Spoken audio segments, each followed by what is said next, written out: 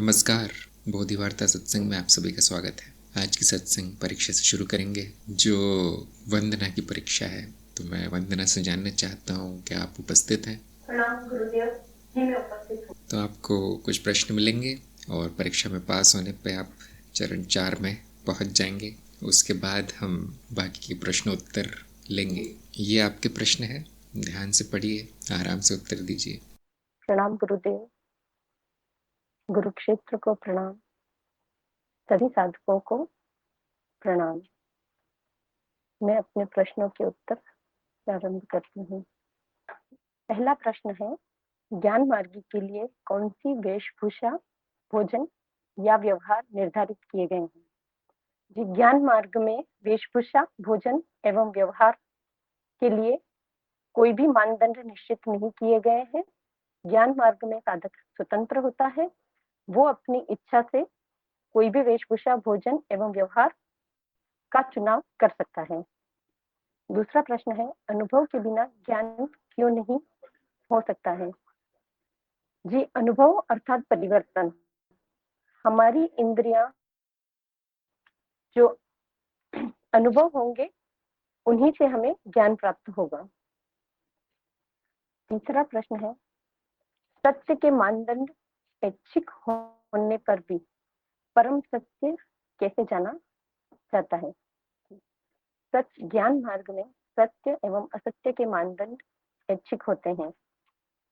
व्यक्ति अपने अनुसार सत्य एवं असत्य के मानदंड चुन सकता है, परंतु यदि वह उच्च मानदंड चुनेगा तो ज्ञान होने की संभावना पूर्ण होती है, उससे ज्ञान अवश्य होता है। परम सत्य को जाना नहीं जा सकता है, परम सत्य सिर्फ हुआ जा सकता है, क्योंकि सत्य अनुभव करता है, जो अज्ञेय है उसे जाना नहीं जा सकता है, वह निर्गुण है। चौथा प्रश्न है, अस्तित्व में सभी संभावनाएं हैं, फिर उसका साक्षात दर्शन क्यों नहीं होता? अस्तित्व में सभी संभावनाएं हैं, क्योंकि अस्तित्व शून्य है और शून्य में सभी संभावनाएं प्रकट होती हैं। हमें जो भी अभी इस समय जो है, वह सभी अस्तित्व है। प्रकट, अप्रकट, सत्य, असत्य, कल्पनाएं, विचार, धारणाएं, जीव, लोक, हमें जो भी अनुभव हो रहे हैं, वह सभी अस्तित्व के अनुभव है। पांचवा प्रश्न है, अनुभवकर्ता के न होने पर व्यक्ति की मृत्यु क्यों हो जाती है? अनुभवकर्ता न हो ऐसा कभी नहीं होता है। अनुभवकर्ता नित्य है, निरंतर है, सदैव है। व्यक्ति की मृत्यु होती है, अनुभवकर्ता का उससे पर कोई असर नहीं है, और मृत्यु भी परिवर्तन मात्र है। छठा प्रश्न है, अनुभव की अधिकता अर्थहीन है और ज्ञान अनुभव से होता है, तो क्या ज्ञान की अधिकता भी अर्थहीन है? अनुभव, हमारी इंद्रियां जो अनुभव है उनको छान देती है, और जो उत्तर जीविता के लिए आवश्यक है वही अनुभव हमें होते हैं। यदि सारे अनुभव होने लगेंगे तो वह सभी अर्थहीन हो जाएंगे, जो कि उत्तर जीविता के लिए ठीक नहीं है। ज्ञान हमें अनुभवों से होता है, और ज्ञान में अधिकता या न्यूनता ऐसा कुछ नहीं होता है। ज्ञान सिर्फ ज्ञान होता है। ज्ञान हमारी स्मृति में अनुभवों का व्यवस्थापन है, उसी को ज्ञान कहते हैं। सातवां प्रश्न है, माया को सरलता से कैसे समझे? माया एकदम सरल है, उसमें जो भी जटिलता है वह यौगिकता के कारण आई है। माया अर्थात जो भी अनुभव प्रकट अनुभव हमें होते हैं वह सभी माया है। और माया को जान लेने से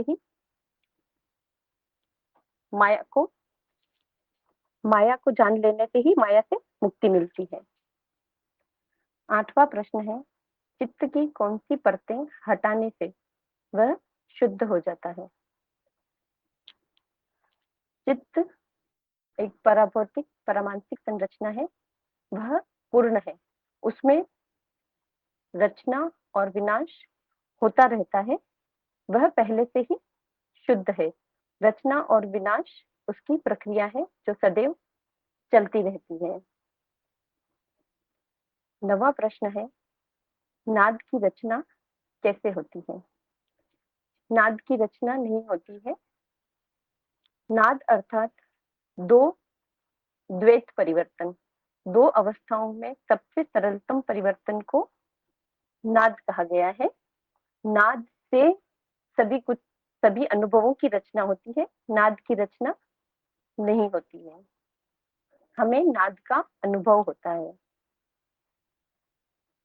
10वां प्रश्न है, विकास क्यों महत्वपूर्ण है जबकि मैं संपूर्ण हूँ? मैं अर्थात अनुभवकर्ता संपूर्ण है, निर्गुण है, निराकार है, नित्य है। विकास चित्त का होता है, अनुभवकर्ता का विकास और विनाश से कुछ लेना देना नहीं है, वह इन सभी आने जाने अनुभवों का दृष्टा मात्र है। प्रणाम गुरुदेव, मेरे उत्तर समाप्त हुए। धन्यवाद। आपको मिलते हैं 10 में से 5 अंक, जो काफ़ी कम है, लेकिन फिर भी पास कहा जाएगा।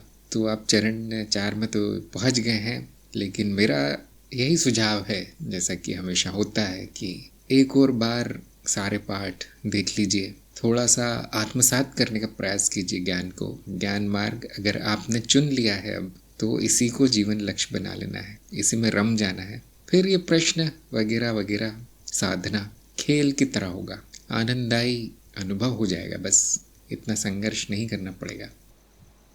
कुछ गलतियां हुई, उसके बारे में हम थोड़ी चर्चा कर लेते हैं। वैसे तो संभावना दिख रही है आप में, अगर आप थोड़ी और मेहनत करेंगे, थोड़ा और प्रयास करेंगे तो आगे जा सकते हैं। तो इस बारे में थोड़ी चर्चा कर लेते हैं, कहाँ पर गलत हुआ है, या मेरे अनुसार कहाँ पर थोड़ा सा अच्छा उत्तर आना चाहिए था। नंबर 1 इनका बिल्कुल सही उत्तर आया, प्रश्न बड़ा आसान था। नंबर 2 था, अनुभव के बिना ज्ञान क्यों नहीं हो सकता? तो इन्होंने कहा कि अनुभव ही ज्ञान का कारण है, और फिर इतना स्पष्ट कुछ बताया नहीं। लेकिन जैसे कि परिभाषा है ज्ञान की, जो इन्होंने बाद में बताई, किसी और उत्तर में बताई इन्होंने ज्ञान की परिभाषा, कि अनुभवों का संयोजन, व्यवस्थीकरण, जमाना, स्मृति में उसको तार्किक रूप से जमा लेना, उसको हमने ज्ञान कहा है। कार्यक्रम की परिभाषा ये है। तो अगर अनुभव नहीं होगा तो वो व्यवस्थीकरण किसका होगा, संयोजन किसका होगा? क्यों वो परिभाषा से ही प्रमाणित हो रहा है ये। बहुत से लोग कहते हैं कि मुझे इसका ज्ञान है, मुझे उसका ज्ञान है। पता चलता है वो सूचना मात्र है, कहीं से सुन लिया है, कहीं पढ़ लिया है, ये काल्पनिक है, बस कल्पना कर ली है किसी चीज़ की, और वो समझते हैं कि हमें ज्ञान है। तो इसको क्यों नहीं ज्ञान कहा गया? क्योंकि परिभाषा ही ज्ञान की ऐसी है कि अनुभव होना आवश्यक है, स्मृति में अनुभव की छाप पड़ना आवश्यक है, तभी ज्ञान, और वो भी तार्किक रूप से उसको जमाना आवश्यक है, तभी वो ज्ञान कहा जाएगा।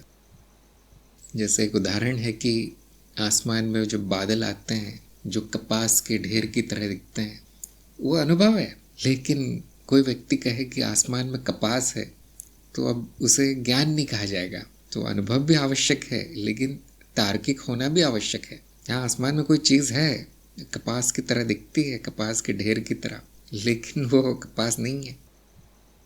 इतना बुद्धि द्वारा अनुमान लगाना आवश्यक है। और वो फिर बादल किसी भी आकार में दिख सकते हैं, तो इसका अर्थ ये नहीं कि वो है, वहाँ पर आकार है, वो वस्तु है। अगर बादल हाथी जैसा दिखता है, तो ऐसा नहीं कि आसमान में हाथी तैर रहे हैं। तो अनुभव के बिना तो हो ही नहीं सकता ज्ञान। लेकिन यदि बुद्धि का प्रयोग ना किया जाए तो अज्ञान होता है, ज्ञान नहीं होता। फिर अनुभव में बुद्धि मिश्रित है तो ज्ञान है, अनुभव से बुद्धि हटा दो तो अज्ञान है।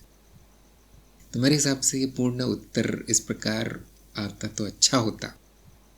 नंबर 3 है, सत्य के मानदंड ऐच्छिक होने पर भी परम सत्य कैसे जाना जाता है। अब इस तरह के प्रश्न परीक्षाओं में कई बार आ चुके हैं, लेकिन ये गलत हो गया इनका उत्तर। यहाँ पर परम सत्य किसको कहेंगे वो भी ऐच्छिक है, ध्यान दीजिए। वो भी आप अपना निर्धारित कर सकते हैं कि नहीं, हम तो इस चीज़ को परम सत्य कहेंगे, यही परम है हमारे लिए। तो सभी लोग स्वतंत्र हैं अपना अपना मानदंड चुनने के लिए। इसलिए हमने शुरू में ही स्पष्ट कर दिया था, कार्यक्रम में भी सभी जगह, कि ये कोई हमारी जायदाद नहीं है सत्य, कि हम जो बोलेंगे वही सत्य होगा, ऐसा नहीं। सबको स्वतंत्रता है अपना अपना सत्य ढूंढने की। अपनी अपनी बुद्धि के अनुसार मानदंड लोग बनाते हैं। तो अद्वैत का मानदंड हमने प्रयोग किया है यहाँ पर, क्योंकि सबसे कठोर मानदंड यही है। अद्वैत के पंडितों ने ये देखा कि आप कोई भी मानदंड प्रयोग कर लें, किसी न किसी संदर्भ में वो बदल जाता है, बदल ही जाता है। कोई न कोई उदाहरण मिल जाता है, कोई न कोई अवस्था आ जाती है जिसपे कि कुछ और हो जाता है, सत्य वो सत्य नहीं रहता। आज कुछ है, कल कुछ और हो गया, कल कुछ और था, तो क्या इसको सत्य कहेंगे? और एक अच्छी बुद्धि वाला व्यक्ति इसको मान नहीं सकता कि ये सत्य है। फिर कल जो था वो तो झूठ हो गया, कल जो होगा वो भी झूठ हो जाएगा। फिर तो आज क्यों मान लूँ मैं इसको सत्य? तार्किक नहीं लगता। तो उन्होंने ऐसा मानदंड चुना जो सभी संदर्भों में एक जैसा हो, बदले नहीं, सभी संदर्भों में। और बड़े आश्चर्य की बात है कि इस मानदंड का प्रयोग करने पर जो परम सत्य जो निकलता है, क्योंकि परम मानदंड है तो परम सत्य ही मिलेगा, वो मैं हूँ। ये बड़े आश्चर्य की बात है। बाकी कुछ सत्य हो या नहीं हो, इस पे विश्वास करना बहुत कठिन है। लेकिन ये मनुष्य की सबसे बड़ी खोज है कि एक ही है जो हमेशा स्थायी है, हर संदर्भ में स्थायी है, हर संदर्भ का दृष्टा वही होगा। अस्तित्व में कुछ और है नहीं, बदलते हुए संदर्भ ही हैं। संदर्भ का यहाँ मतलब जान सकते हैं, स्थितियाँ, अनुभव, घटनाएं, यहाँ तक कल्पनाएं, यहाँ तक कि झूठ भी, झूठ का दृष्टा भी मैं ही हूँ, मिथ्या का दृष्टा भी मैं ही। मिथ्या का दृष्टा मिथ्या नहीं हो सकता। अब ये परम हो गया। देखिए, अब इस पर किसी भी कोण से आप प्रहार करेंगे वो गिरेगा नहीं, किसी भी दिन गलत नहीं होगा। ये हर दिन का दृष्टा मैं ही हूँ, भूतकाल, भविष्य काल, वर्तमान काल, सब जगह मैं ही हूँ, सर्वव्यापी मैं ही हूँ। किसी स्थान पर गलत नहीं सिद्ध हो जाएगा कि आज मैंने एक स्थान देखा जहाँ मैं नहीं था, संभव नहीं है। तो मैं अर्थात अनुभव करता परम सत्य है। और ये बहुत चतुराई से मानदंड चुनने के कारण है। जैसे कि मैंने कहा, सभी स्वतंत्र है, जाओ भाई, जिसको जो सत्य मानना है मान लो, लेकिन परम नहीं हो पाएगा, फिर वो गिर जाएगा किसी दिन। इस पर सभी को विचार करना चाहिए। अंत में, क्योंकि मैंने कहा अद्वैत का मानदंड है, लेकिन ये परम सत्य ही हमें सत्य से मुक्ति दिलवा देता है। क्योंकि ये भी जाना जाता है कि जो सत्य नहीं है, हमारे मानदंड के अनुसार जो सत्य नहीं है, वो भी मैं हूँ। अब तक तो बड़ा अच्छा चल रहा था, सीधा सीधा चल रहा था मामला। यहाँ पर कठिन है। अब हम कहते हैं अब ये बुद्धि के परे वाली चीज़ है, यहाँ सत्य असत्य नहीं कहा जा सकता कुछ। यह अद्वैत का स्तर है, यह अद्वैत अवस्था है जिसे हम कहते हैं ब्रह्मावस्था। तो यहाँ पर सत्य का त्याग जरूरी है। अब यहाँ पर भी बहुत लोगों ने अपना मानदंड बना लिया है कि इस अद्वैत को ही मैं सत्य कहूँगा। ये सत्य है कि अद्वैत है और कुछ नहीं, द्वैत नहीं, बहुत सारे नहीं, सत्य एक है। तो अब शब्दों का खेल है, बस शब्दों का खेल है। इसलिए मैंने कहा कि ऐच्छिक है ये सब चीज़ें, बहुत सोच समझ के आपको जानना है क्या सत्य है क्या नहीं। अंत में उसका त्याग ही उचित है। एक सीढ़ी की तरह है जो आपको ब्रह्म अवस्था तक, परम अवस्था तक, कुछ भी कह लो इसको, वहां तक पहुंचा देगा। ये सीढ़ी पहुंचा देगी। अब सीढ़ी को सिर पे लाद के घूमने से कोई फायदा नहीं है। ये जैसे नाव है, नदी पार कर ली, अब नाव को उठा के घूमने में कोई लाभ नहीं है। तो जो लोग सत्य जानना चाहते हैं, सत्य ढूंढ रहे हैं, उनको ये सुनकर बड़ा दुख होता होगा, लेकिन वो सत्य से आसक्ति भी मिथ्या है। नंबर 4, नंबर 5 बिल्कुल सही है, बिल्कुल सही उत्तर है इनके। इसमें नंबर 5 में बहुत बड़ा अज्ञान प्रकट हो रहा है पूछने वाले का। ये अनुभव करता है कि ना होने पर व्यक्ति की मृत्यु क्यों हो जाती है। यहाँ पर प्रश्न पूछने वाले ने समझ लिया है कि वो व्यक्ति के अंदर कहीं है जो कि उसको जीवन दे रहा है। ये तब होगा जब जो व्यक्ति इतना समझदार नहीं है उसको शिक्षा दे दी जाएगी कि व्यक्ति तो मिथ्या है, मनुष्य शरीर मिथ्या है, उसको अंदर जीवन प्रदान करने वाला है वो मैं हूँ, अनुभव करता हूँ। तो ये इसका अगर अर्थ का अनर्थ कर दिया जाए तो जिसमें इतनी समझ नहीं है वो यही सोचेगा फिर इसको निकाल दो तो मृत्यु। फिर तो ऐसे बहुत से लोग हैं, बहुत से लोग इस तरह के उल्टे सीधे विचार बना लेते हैं। उसका कारण यही है, आधा अधूरा कचरा ज्ञान कहीं से सुन लिया इधर उधर से, न गुरु है न व्यवस्थित तरीके से उन्होंने सीखा है, विचित्र धारणा लोगों ने बना रखी है। नंबर 6, अनुभव की अधिकता अर्थहीन है और ज्ञान अनुभव से होता है। तो क्या ज्ञान की अधिकता भी अर्थहीन है? ये गलत हो गया इनका। अब ये प्रश्न आया क्यों? वैसे इन्होंने प्रयास तो किया कि ज्ञान तो ज्ञान है आदि आदि, वो तो उत्तरजीविता के लिए सीमित है अनुभव, लेकिन ये प्रश्न आया कहाँ से कि कहीं पर ये बताया गया है कि जितना अधिक अनुभव होगा उतना अर्थहीन होगा। यहाँ अधिक से मतलब है अधिक मात्रा में। इंद्रिया अगर अधिक नाद आने दे, सीमित ना करें, तो वो अर्थहीन होगा, जो कि सभी का जाना माना अनुभव होगा। अब उसमें तर्क ऐसा लगा दिया, जैसे मैंने कहा कुछ लोग होते ना समझ, उसमें ऐसा तर्क लगा दिया कि ज्ञान तो इन्होंने कहा था अनुभव से आता है, तो अगर ज़्यादा अनुभव होगा तो ज़्यादा ज्ञान होना चाहिए, तो अगर ज्ञान सीमित होगा तो ही अर्थपूर्ण होगा। अब ये थोड़ी सी गलत बुद्धि है देखो यहाँ पे, इसलिए प्रश्न आया। तो कहीं अधिक अनुभव हो गया तो कहीं अधिक ज्ञान ना हो जाए, पूरा अर्थहीन हो जाएगा। तो मैं ये सत्संग में पूछना चाहता हूँ कि बाकी लोगों का क्या विचार है। अगर ज़्यादा अनुभव होने लगे, इंद्रियां आपकी ज़्यादा बढ़ जाए, 5 के 10 इंद्रियां हो जाए, तो ज्ञान तो बढ़ जाएगा, तो क्या वो अर्थहीन हो जाएगा? यदि कोई बता सके तो। अतुल का उत्तर है ज्ञान अनुभवों का संयोजन है। वो तो परिभाषा हो गई। यश ने कहा अधिक अनुभव के कारण संयोजन नहीं हो पाएगा। आपकी बात तो ठीक लगती है वैसे मुझे। क्या संयोजन होगा फिर? संयोजन नहीं हो पाएगा, लेकिन कुछ तो होगा। हिमांशु ने कहा है ज्ञान जो भी होगा मिथ्या का ही होगा, क्योंकि अनुभव आधारित है, लक्ष्य ज्ञान का नाश है, अधिक ज्ञान नहीं। हाँ, आपकी बात बिल्कुल सही है, 100%। किशोर ने कहा ज्ञान तो जो है वही होगा, अधिक इंद्रियों से अधिक ज्ञान ऐसा नहीं होता, मूल ज्ञान जो है वही है। हाँ, लेकिन अभी मूल ज्ञान की तो बात ही नहीं हो रही है, अभी तो केवल ज्ञान की बात हो रही है। जैसे हम उदाहरण देते हैं अक्सर कि एक ही पर्दे पर हजारों चित्र हो या एक ही जगह पर 1000 गाने बज रहे हो, तो फिर अधिक अनुभव है यहाँ, तो अधिक ज्ञान होना चाहिए, लेकिन उल्टा देखा जाता है। लेकिन कुछ तो होगा, कुछ तो ज्ञान होगा, कुछ तो संयोजित होगा यहाँ पर। क्या ज्ञान अर्थहीन होगा इसका? इस उदाहरण को देखते हुए बता सकता कोई? अतुल ने कहा संयोजन नहीं हो तो ज्ञान नहीं होगा। अधिक अनुभव का अर्थ ये नहीं, संयोजन भी क्रमबद्ध होगा। हाँ, अधिक अनुभव का ये अर्थ नहीं है कि ज़्यादा ज्ञान, जैसे कि इन्होंने कहा था ज्ञान नकारात्मक ही होता है। यहाँ जो उदाहरण मैंने दिया है उसमें भी कुछ ज्ञान होगा, अर्थपूर्ण होगा, लेकिन नकारात्मक होगा। क्या ज्ञान होगा आप बताइए? यश ने कहा जो होगा अर्थहीन होगा, जो बुद्धि पकड़ पाएगी केवल वही होगा। हाँ, वही पूछ रहा हूँ मैं, क्या पकड़ पाएगी बुद्धि? यहाँ पर बहुत सारे अनुभव आ रहे हैं दुनिया भर के एक साथ, और बुद्धि की पहुँच के बाहर है, वो तो मनुष्य की सीमा के बाहर है। कविता ने कहा हमारी बुद्धि सीमित है और जो अनुभव श्रृंखलाबद्ध तरीके से आएंगे बुद्धि उन्हें पकड़ पाएगी और अर्थपूर्ण अनुभव परिवर्तित कर पाएगी, तभी हम समझ पाएंगे ज्ञान हुआ है या नहीं। हाँ जी, आपकी बात सही है। प्रश्न तो ये पूछ रहा है कि ज्ञान की अधिकता अर्थहीन होगी क्या? मैं जानता हूँ प्रश्न काफ़ी टेढ़ा है, इसलिए मैंने सत्संग में रखा है इसको। काफ़ी अजीब प्रश्न है, वैसे लगता बड़ा तार्किक है, देख कर आप ये बता पाएंगे कि तार्किक प्रश्न है। माधुर्य ने कहा अनुभव संयोजन नहीं होगा, अस्पष्टता की स्थिति होगी, ज्ञान नहीं होगा। मैं पूछ रहा हूँ कि क्या कहेगा वो व्यक्ति इस प्रकार के अनुभवों को देखकर? ऐसा तो नहीं कहेगा मुझे ज्ञान नहीं हो रहा। हृदयेश्वरी ने कहा है यदि इंद्रियों की क्षमता से अधिक अनुभव हो रहा है तो उसका अर्थपूर्ण संयोजन नहीं होगा संयोजन। हाँ, और इस अधिक अनुभवों वाली स्थिति का संयोजन कैसे होगा फिर? ये बात बिल्कुल सही है। व्यक्ति कहेगा ये अर्थपूर्ण नहीं है, क्या ये संयोजन नहीं? ध्यान दीजिए, नकारात्मक ज्ञान।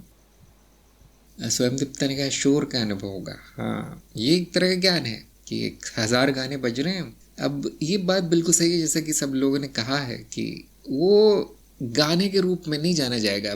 कौन गा रहा है बिल्कुल पता नहीं, क्या बज रहा है कुछ पता नहीं, कौन सा राग है कौन सी ताल है कुछ नहीं, ये सब ज्ञान नहीं होगा। अप्रोक्ष रूप में वो व्यक्ति यही कहेगा कि आप कह रहे हैं गाने थे लेकिन यहाँ नहीं है गाने, और ये ज्ञान है नकारात्मक। हाँ, अभी यश का सही आया उत्तर कि समझा नहीं जा सकता, यही ज्ञान होगा। हाँ, नकारा जाएगा कि आपने जो कहा है, आपने बताया था कि इतने सारे चित्र हैं, मुझे तो कोई नहीं दिख रहा। ऐसा नहीं कि बहुत अधिक ज्ञान हो जाएगा। सुमाने का अनुभव कितने भी हो, ज्ञान तो जो है वही होगा। मैं पूछ रहा हूँ क्या ज्ञान होगा, क्या होगा, जो है वही होगा। ठीक है, पुष्पेंद्र ने कहा इंद्रिय अनुभवों को सीमित करती है, अनुभव निरंतर है जिसे इंद्रियों द्वारा आवश्यकता सीमित किया जाता है। संवेदना व्यवस्थीकरण आवश्यक है, हाँ जी आवश्यक है, लेकिन वो उत्तर जीविता के लिए आवश्यक है। अनुभव कैसा भी आ जाए उस पर अगर आप बुद्धि लगा दे तो ज्ञान होकर रहेगा। ये मेरा कहना है, मतलब ये मेरा मत है।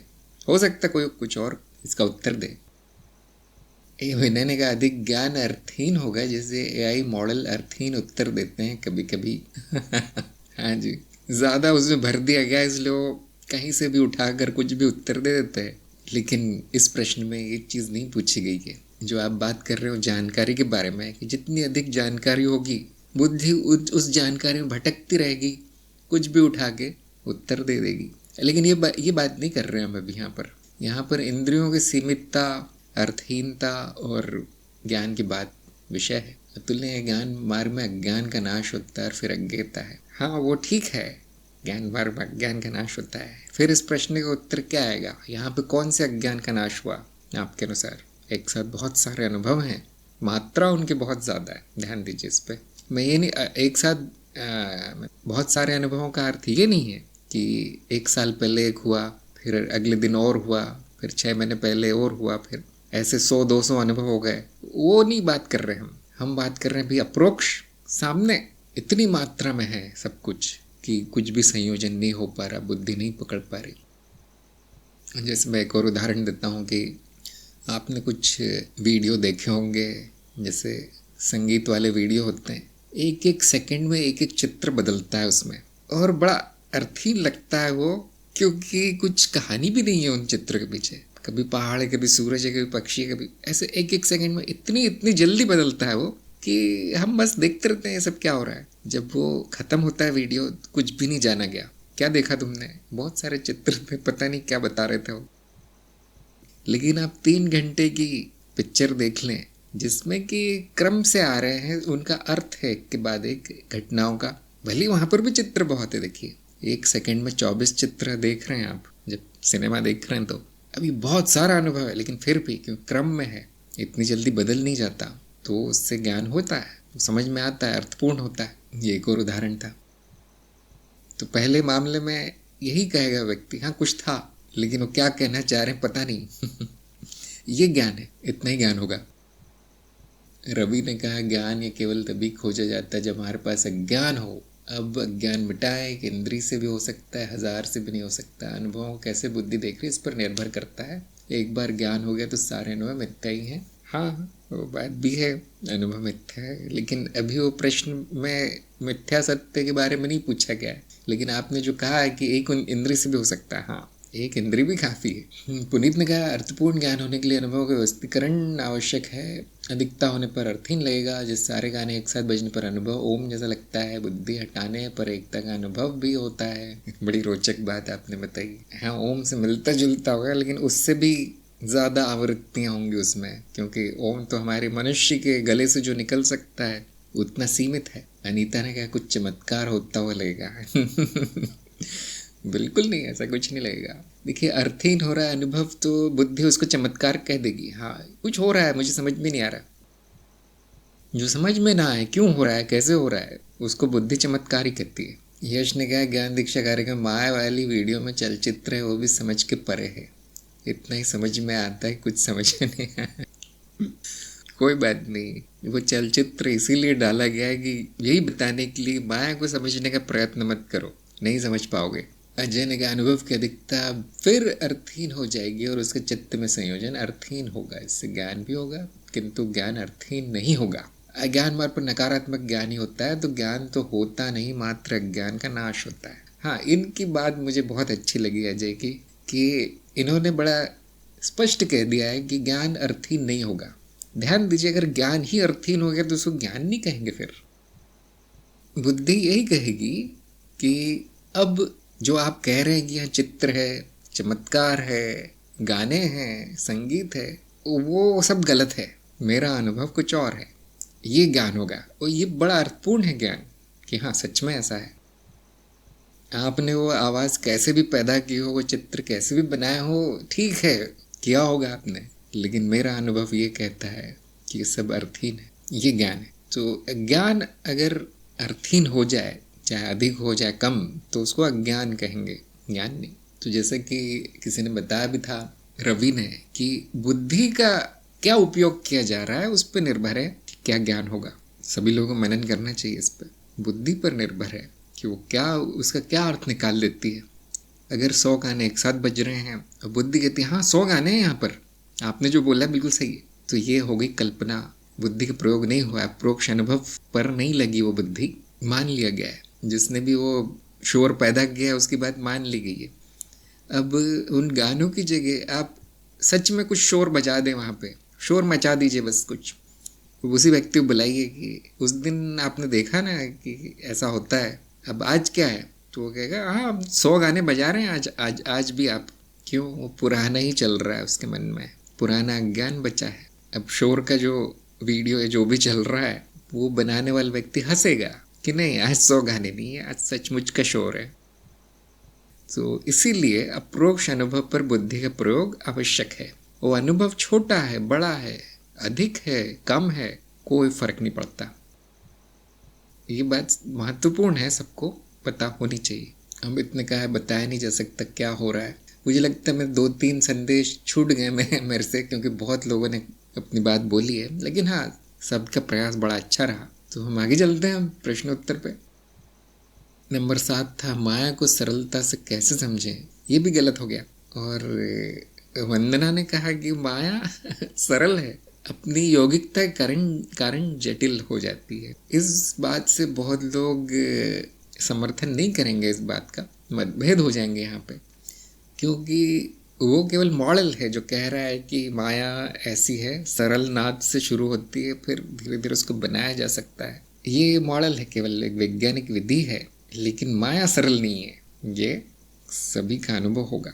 उसकी व्याख्या आप कर सकते हैं कि हाँ, लेकिन जब पूरा वो बनकर आती है तो कहीं से भी सरल नहीं है। तो आप ऐसा कह सकते थे कि उसकी व्याख्या बड़ी सरलता से की जा सकती है, तो कैसे करें।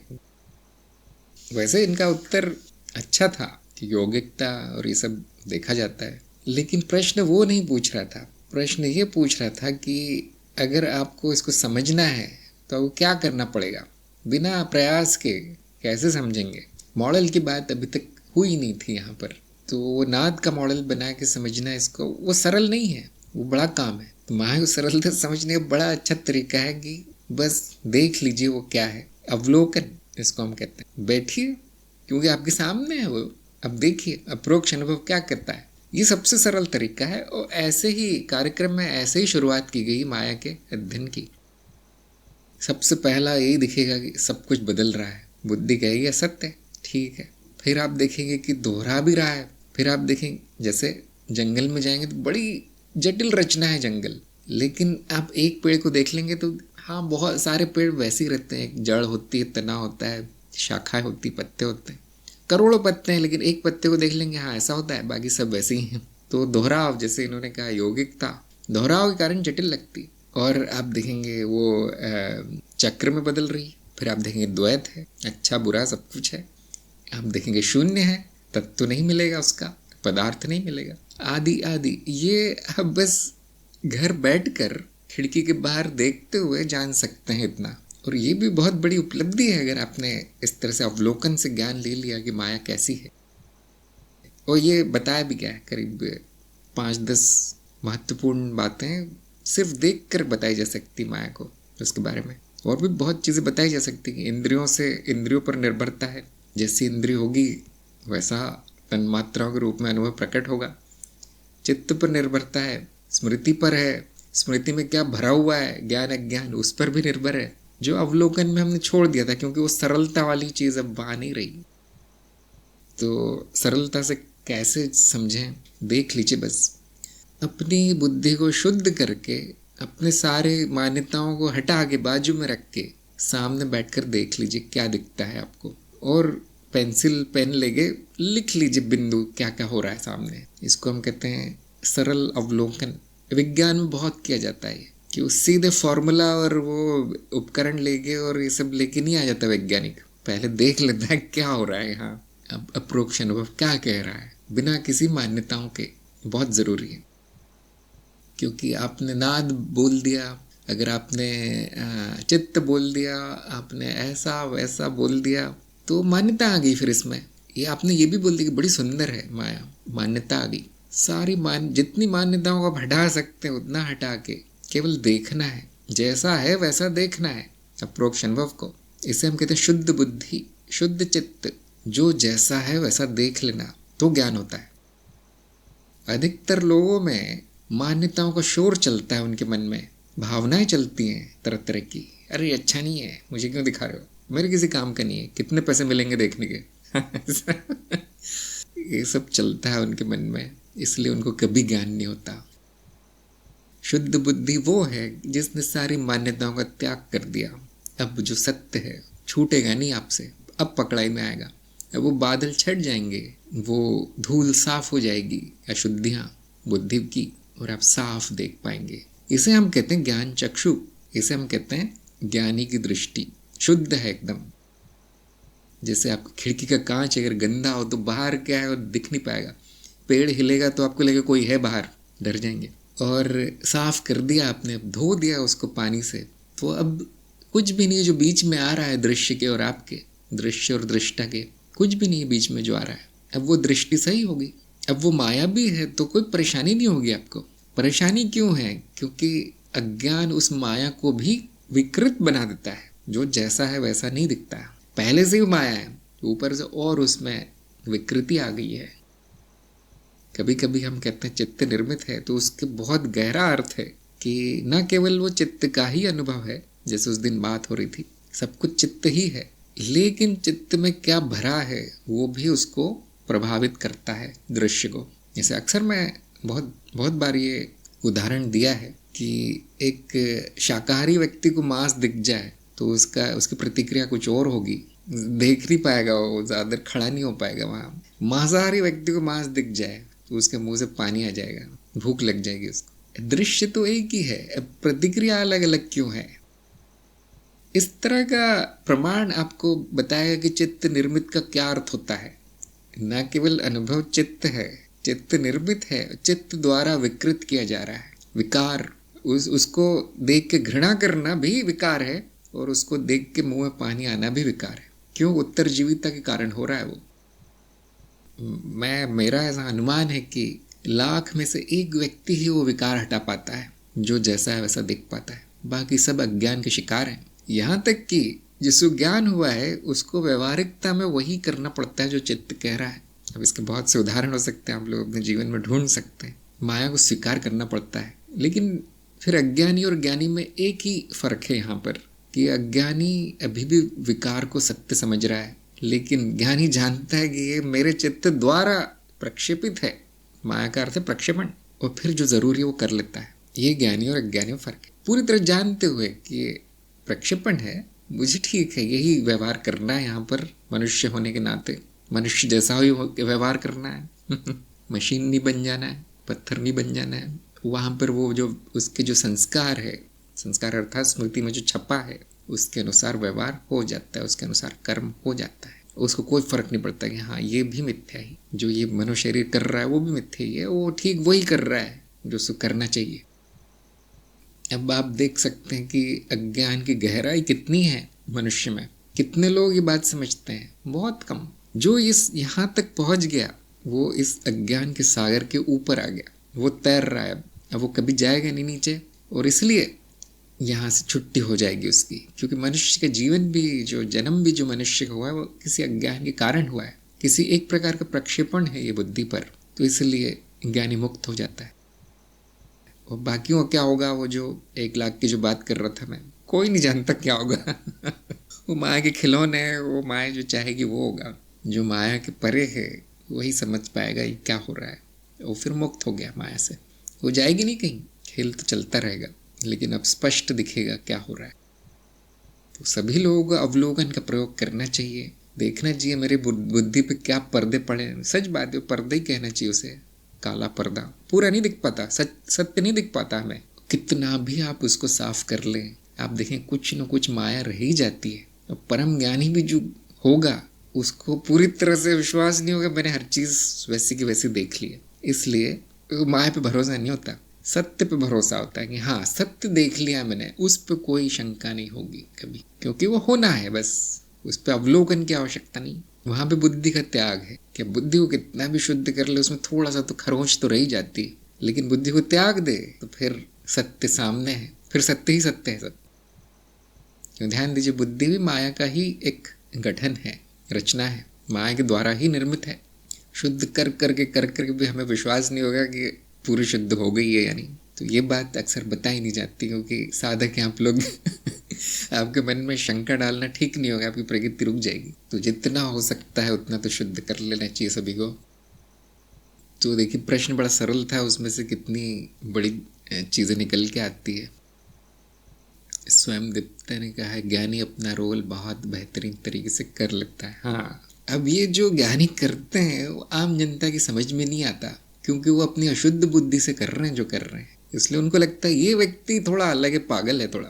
कभी कभी जैसे हम आम साधक हैं, देखिए समाज में रहने वाले लोग हैं हम, कभी कभी हमें ठीक वो करना पड़ता है जो अज्ञानी कर रहा है। क्यों? इसी विचित्र स्थिति से बचने के लिए कि हम कहीं हटके ना दिखे। फिर वो बड़े अजीब अजीब प्रश्न आते हैं, बड़ी अजीब स्थितियां पैदा हो जाती है। तो हमें रोल के अंदर भी एक रोल करना है, बनावटी दिखावटी व्यक्ति का। आपने सत्य के अनुसार व्यवहार शुरू कर दिया, समाज में सत्य के अनुसार बोलना शुरू कर दिया, हम देखेंगे बड़ी विचित्र स्थिति हो जाती है। आधे लोग तो गुस्सा हो जाएंगे, आधे लोग रोने लगेंगे, आधे लोग पागल हो जाएंगे, कुछ न कुछ उसके अजीब परिणाम आते हैं। इसलिए माया में माया स्वीकार कर लो, रोल में रोल वो बदलता रहता है कि आज यहाँ ये है, वही व्यक्ति वही साधक कुछ और बोल रहा है कहीं और, क्योंकि शायद परिस्थिति बदल गई उसको कोई बोलना चाहिए। आज मैं बोलता हूँ मृत्यु मुक्ति है, पता चलता है किसी घर मृत्यु हो गई। अब वहां मैं बोलता हूँ तो बहुत बुरी बात है, कितना अच्छा आदमी था। यहाँ मैं बोलता हूँ व्यक्ति तो मिथ्या है, मैं तो आदमी भी नहीं हूँ। तो जैसे ही सीन बदलता है रोल भी बदल जाता है, बोलने वाला बदल जाता है। अब ये बात आम जनता की समझ में नहीं आती उनको तो ये लगता है तो स्वांग रचाते हैं लोग, नाचते हैं सड़कों पे नाटक में, वैसा है। बहुत से लोग मैंने देखा डरते हैं कि इसका तो कोई भरोसा नहीं है, आज कुछ और हो जाए, कल कुछ और हो जाए। वो सबसे बड़ा एक्टर गुरु है इसमें, क्योंकि वो खेल का पूरा मजा ले रहा है, सबसे बड़े बड़े रोल वही करता है, हर रोल में गुरु प्रकट हो जाता है। हाँ, पुनीत ने कहा माया में माया भी बन के रहना है। बिल्कुल, जो माया में आनंद ले रहा है उसको हम ज्ञानी नहीं कहते, उसको हम तांत्रिक कहते हैं। ज्ञानी विरक्त हो गया है, हमें नहीं चाहिए, बोलता है जो भी है तुम अपने पास रखो, थोड़ा अलग जाके रहता है। 99% लोगों से उसकी जम नहीं पाती। जो उस रोल को पूरी तरह से आनंद में निभा रहा है, विलीन हो गया, लीन हो गया उसमें, खेल में, उसको हम कहेंगे माया का पुजारी, देवी का भक्त, तांत्रिक। तो हर सभी के सामने ये बड़ी विचित्र स्थिति आती होगी ज्ञान होने के बाद कि इस माया का क्या करूं। आपने सत्य वत्य बता दी, बिल्कुल सही है, बिल्कुल मैं ही हूं, वो बात सच है। माया का क्या करूं? अब यहाँ पे दो तरह के साधक मैंने देखे हैं अभी तक, मेरा अनुभव जो हुआ है जीवन में, कि एक को बड़ी पसंद आती हो, हाँ मुझे सीखना है, मुझे जानना है, सब करना है। और दूसरे एक दूसरे तरीके के लोग होते हैं, कहते हैं सब बेकार है, वैसा बताओ कुछ छुट्टी हो जाए, इससे ये सपना ही नष्ट हो जाए, नष्ट ना हो, कम से कम वैसा हो जाए जैसे मैं चाहता हूँ। वो दूसरा जो है, हाँ बहुत अच्छी चीज़ है, मुझे इसमें प्रयोग करना है, मुझे वो करना है, मुझे ऐसा करना है, मुझे और जानना है। अब जो पहला वाला है विलीनता की तरफ बढ़ रहा है वो, या अधिक से अधिक बोधिसत्व वृत्ति होगी उसमें, कुछ दिन रुक जाएगा। लेकिन जो दूसरा वाला है अनंत काल है उसके पास, अनंत जन्म है, अनंत अनुभव वहाँ पे होंगे, वो व्यक्तित्व चलता रहेगा। ये बात कहना एक सही है, दूसरा सही नहीं है, पूरी तरह अर्थहीन है। यहाँ पर नहीं बुद्धि चलेगी। अब यहाँ बुद्धि का प्रयोग अर्थहीन है, दोनों सही है और दोनों अर्थहीन ही है। मतलब आप कुछ भी निर्णय ले लो माया के बारे में, उसका कोई अर्थ नहीं निकलता। तो ज्ञान की बात क्या करना चाहिए, सबको अपना अपना कर लेना चाहिए, पूरी तरह जानते हुए कि ये सिर्फ खेल है। यहाँ कुछ सही कर्म गलत कर्म, सही मार्ग गलत मार्ग है नहीं। अब सही गलत आदि आदि तब तक है जब तक अज्ञान है। हाँ, ज्ञान गलत है, ज्ञान सही है, ज्ञान होने के बाद आपका स्वयं का निर्णय है फिर। हाँ, वो ज्ञान भूलना नहीं है, वो ज्ञान को भूल गए तो फिर गलत कहा जाएगा। फिर संपूर्ण ज्ञान में आप जो चाहते हैं फिर, क्योंकि आप स्वयं ही तो हैं वो। इस तरह से मनन, अगर आप बैठेंगे कोई प्रश्न लेके मनन करने, तो इस तरह से आपका मन आपको बहुत विचारों की गहराई में ले जाएगा। कभी कभी बहुत अच्छे निष्कर्ष निकल आते हैं, सुंदर बातें पता चल जाती है ऐसे मनन करते करते। इसलिए मैंने सबको मनन करने के लिए कहा है। लोग मैंने देखा है वो 2 मिनट में ख़त्म कर देते हैं, लिख भी देते हैं यहाँ पे। ठीक है, वो कर तो रहे हैं, अच्छी बात है। लेकिन मनन ऐसी प्रक्रिया है, ऐसा कर्म है जो दिन भर, रात भर, हफ्ते भर, महीने भर भी चलता है। जो ज्ञानी जनों का मनन है वो ऐसे 2 मिनट में ख़त्म नहीं हो जाता। लेकिन आप लोग क्योंकि नए नए हैं, छात्र हैं भी ज्ञान मार्ग के, तो आपको मैं नहीं कहूँगा एक महीने सोचते रहो उस बारे में। आप क्या सोचेंगे?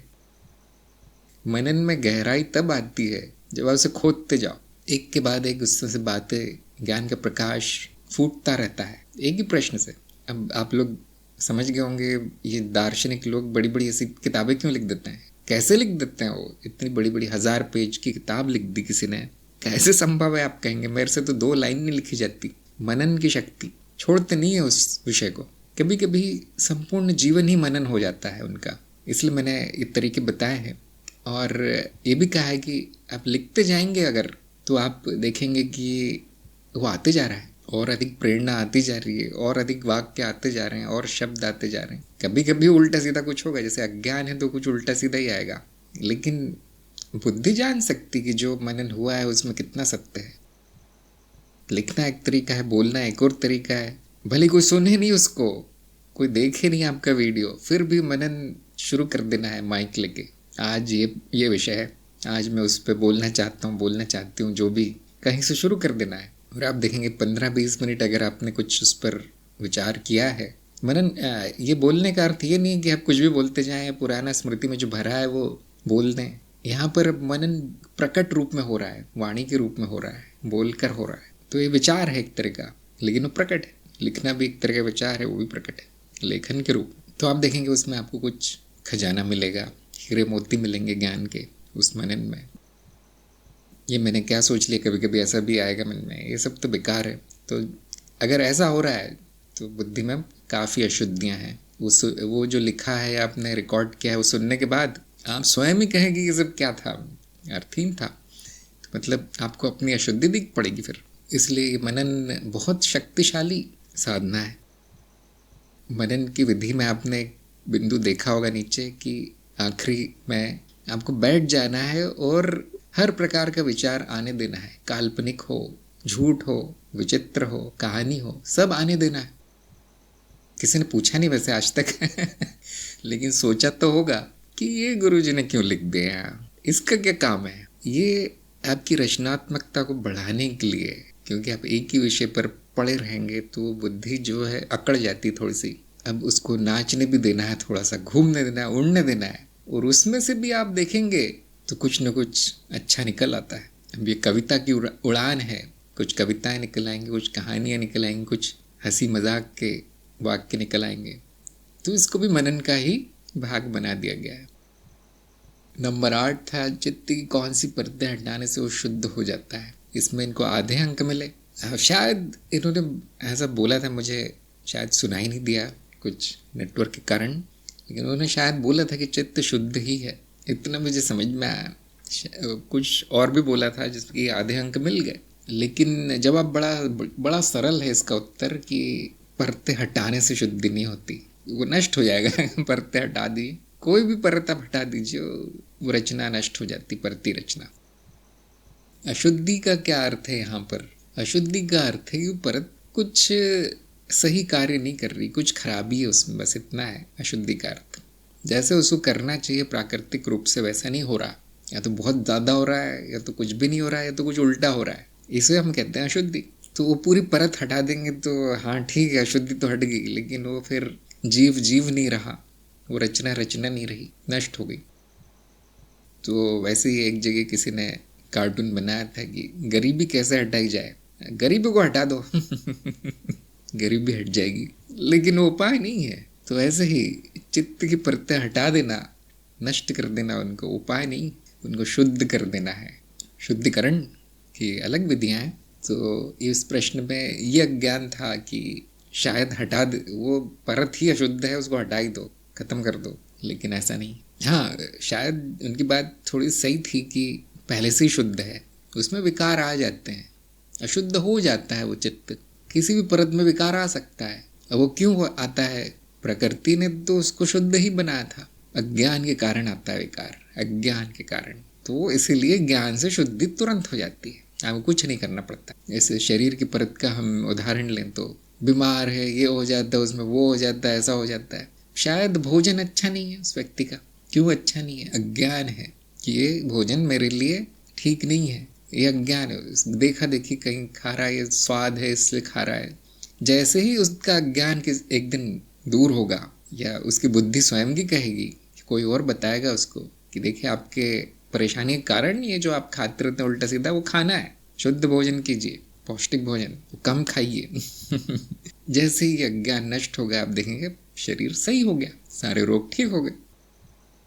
वो एक दिन में हो सकता है शुद्धिकरण। शरीर है, स्थूल है, उसको समय लगेगा वापस आने में, लेकिन बुद्धि, भावना, चेतना आदि आदि परतों की शुद्धिकरण एक दिन में हो सकता है। जैसे व्यक्ति के जीवन में कष्ट है, दुख है, कुछ न कुछ मानसिकता उसकी गड़बड़ है, कहीं ना कहीं सोच विचार ठीक नहीं है, जैसे ज्ञान होता है वो ठीक हो जाता है, एक ही दिन में व्यवहार बदल जाता है। हाँ, ये ठीक नहीं, मैंने ठीक नहीं सोचा था, मेरा सोचना ही गलत था, मेरा अज्ञान था, आज से ये नहीं कुछ और होगा, एक दिन में। ये है ज्ञान की शक्ति। जितनी ऊंची परत होगी उतना जल्दी उस प्रभाव हो जाता है ज्ञान का, जितनी निचली होगी परत उतना समय लगेगा। शरीर से नीचे भी परतें हैं, जैसे आपका वातावरण आदि, और आप देखते होंगे अब उनको ठीक करना किसी के बस की बात नहीं है, बहुत कठिन काम है। इसलिए जो आंतरिक शुद्धि है वो जल्दी हो जाती है, अंतर शुद्धि वो हमारे वश में है। कभी कभी शरीर को भी ठीक करना, एक बार बिगड़ जाए हो तो उसको ठीक करना इतना व्यवहारिक नहीं रह जाता, लेकिन जैसे जैसे उनकी स्थूलता कम होती जाती है, सूक्ष्म की तरफ बढ़ते जाते हैं, वैसे वैसे वो उनकी शुद्धि आसान होती जाती है। किसके लिए? जिसको ज्ञान हुआ है उसके लिए। अज्ञानी के लिए ठीक उल्टा है, वो बाहर से शुरू करता है ठीक करना, अंदर तो उसको पता ही नहीं क्या है, अशुद्धि क्या है अंदर मेरे वो भी नहीं पता होता है कभी। तो इसलिए जो श्रृंखला बनाई गई थी शुद्धिकरण की, उसका नाम ही रखा गया अंतर शुद्धि। शुद्धि अंदर से शुरू होती है, मन से, बाहर से नहीं। फिर जो मन शुद्ध है वो बाहर भी दिख पड़ेगा सब। नंबर 9, नाद की रचना कैसे होती है? बिल्कुल सही उत्तर है, नाद से रचना होती है हमारे मॉडल के अनुसार, नाद की नहीं। नाद मूलभूत है ऐसा माना गया है। नंबर 10, विकास क्यों महत्वपूर्ण है जबकि मैं संपूर्ण हूँ? इसमें आधे अंक मिले, क्योंकि उन्होंने कहा कि हाँ मैं संपूर्ण हूँ, विकास का कोई सवाल नहीं है यहाँ पर। लेकिन इस प्रश्न का उत्तर नहीं आया कि क्यों महत्वपूर्ण है। तो ये अब व्यक्तिनिष्ठ बात है, सबका अलग अलग इसमें मत होगा। कोई कहेगा महत्वपूर्ण है, हाँ करना ही चाहिए, कोई कहेगा नहीं वो तो अपने आप ही हो रहा है, और कुछ और लोग होंगे वो कहेंगे वो तो मिथ्या है, माया है, उसको क्यों महत्व देना। तो मैं तो संपूर्ण हूँ, मुझे विकास पतन से कुछ लेना देना है नहीं। लेकिन इस जीव को है बेचारे को, उसके पास दो ही दिशाएं हैं, या तो विकास या तो पतन, रुक नहीं सकता हो, क्योंकि अनित्यता है, रुका नहीं जा सकता। इसलिए उसमें एक बुद्धि है, उत्तरजीविता बुद्धि, जो कहती है कि हाँ विकास जरूरी। तो माया के स्तर पर महत्वपूर्ण है, उस व्यवहारिकता में महत्वपूर्ण है, विसत्य में महत्वपूर्ण है, ये इनको बोलना चाहिए था। तो इसलिए मैंने आधे नंबर काट ली। परम रूप से देखा जाए तो विकास है ही नहीं, महत्व की तो बात ही नहीं है न विकास। तो दो स्तरों को मिलाने से ऐसा अनर्थ हो जाता है। देखिए इस तरह का एक आध प्रश्न हर परीक्षा में होता ही, जिसमें स्तरों की मिलावट देखी जाती है। तो एक स्तर पर जो संपूर्ण है वो दूसरे स्तर पर अपूर्ण कैसे हो गया, विकास की जरूरत कैसे हो गई? नहीं, वो प्रतीत होता है अपूर्ण, सब पूर्ण है। आप अज्ञान में एक कदम उतर जाए तो प्रतीत होगा कि अपूर्ण है। अब उसको पूर्ण करने के लिए जो किया जाएगा वो भी पूरी तरह मिथ्या है, वो भी पूरी तरह पूर्ण भी है। विकास भी पूर्ण है, पतन भी पूर्ण है, वो पतन से विकास की यात्रा भी पूर्ण है, पूर्ण ही पूर्ण है। तो इसको अब पूर्णता की दृष्टि से देखना है, मिला नहीं देना है। तो दो तरह के ज्ञान को मिला देंगे तो हमेशा गड़बड़ हो जाती है। इसलिए एक आध प्रश्न इस तरह का आ ही जाता है। तो जिस दिन आप इस प्रकार के संकट में पड़े हो कि एक तरफ तो ये विचार है कि ये सब तो मिथ्या है, ये सब तो पूर्ण है, ये सब ऐसा है, ऐसा वैसा है, मैं तो ब्रह्म हूँ, अब क्या करूँ। और दूसरी तरफ विचार, कुछ ठीक नहीं हो रहा है मेरे जीवन में, ये नहीं चल रहा, वो नहीं हो रहा है ये समस्या है, वो समस्या है, मेरा विकास नहीं हो रहा है, हमें सिद्धियाँ नहीं मिल रही, ये भी विचार। अब एक नया नया साधक है, वो दुविधा में पड़ जाएगा, करूँ तो क्या करूँ, सत्य में चलूँ या मिथ्या में चलूँ। तो यदि ऐसा हो गया है तो मतलब स्तरों को मिला दिया गया है। जो सत्य है, पूर्णता, आदि आदि, मैं ब्रह्म हूँ आदि, उसको बाजू में रख देना है।